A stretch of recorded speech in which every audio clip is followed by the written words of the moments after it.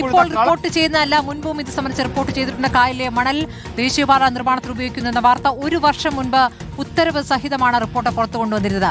കായൽ മണൽ നിറയ്ക്കുന്നത് ഭാവിയിൽ അപകടത്തിന് കാരണമായേക്കാമെന്നും അന്ന് ഞങ്ങൾ റിപ്പോർട്ട് ചെയ്തിരുന്നു. 1 വർഷത്തിനിപ്പുറം ആലപ്പുഴ പുതിയ ദേശീയപാതയിൽ വലിയ കുഴി രൂപപ്പെട്ടിരിക്കുന്നു. പൈപ്പ് പൊട്ടി മണ്ണൊലിച്ചു പോയതാണ് ഗർത്തത്തിന് കാരണമെന്ന് നാഷണൽ ഹൈവേ അതോറിറ്റി പറയുമ്പോഴും അതിൽ കായൽ മണലിന്റെ സാന്നിധ്യം എടുത്തു പറയേണ്ട കാര്യം തന്നെയാണ്.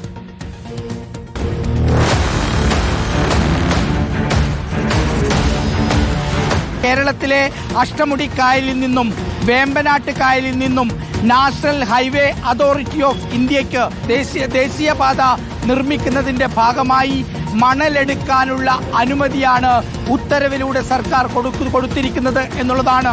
ആലപ്പുഴ ജില്ലാ കലക്ടറേറ്റിൽ പക്ഷേ ഇത് സംബന്ധിച്ച് ഒരു ഫയലും ലഭ്യമല്ല എന്നുള്ളതാണ് അവിടെ നിന്ന് ഉദ്യോഗസ്ഥരിൽ നിന്ന് കിട്ടുന്ന വിവരം.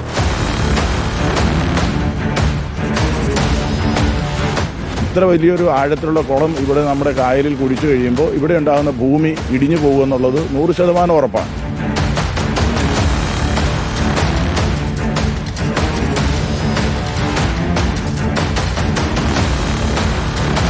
രാത്രി പോകുന്ന ഈ ലോറികൾ എങ്ങോട്ടേക്കാണ് പോകുന്നതെന്ന് ആർക്കും അറിയില്ല. എത്ര ലോഡ് പോകുന്നുവെന്ന് ആർക്കും അറിയില്ല. ഇത് ആലപ്പുഴ മണ്ഡലത്തിൽ മാത്രമല്ല, ഹരിപ്പാട്ട് നിന്നും കായംകുളത്തു നിന്നും സമാനമായ പരാതി വരുന്നതായിട്ട് നമ്മൾ മനസ്സിലാക്കുകയാണ്.